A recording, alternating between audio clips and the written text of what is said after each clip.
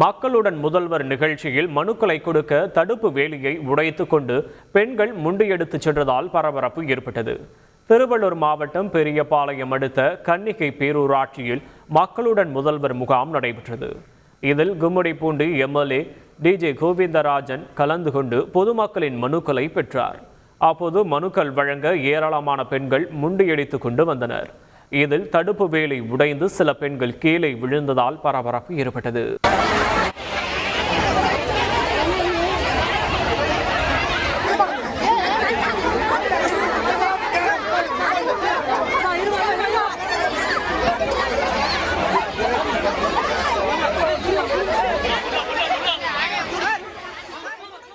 கள்ளக்குறிச்சி விசச்சாராய வழக்கில் 7 பேரின் காவலை மேலும் 15 நாட்கள் நீட்டித்து குற்றவியல் நீதித்துறை நடுவர் நீதிமன்றம் உத்தரவிட்டுள்ளது.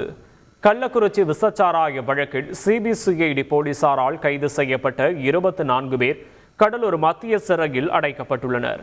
இதில் தெய்வீகன், அரிமுத்து, ஐயாசாமி உள்ளிட்ட 7 பேரின் நீதிமன்ற காவல் நிறைவடைந்த நிலையில் காணொலி வாயிலாக ஆஜர்படுத்தப்பட்ட 7 பேருக்கும் கள்ளக்குறிச்சி தலைமை குற்றவியல் நீதித்துறை நடுவர் நீதிமன்ற நீதிபதி ஸ்ரீராம் ஆகஸ்ட் 1 வரை காவலை நீட்டித்து உத்தரவிட்டார்.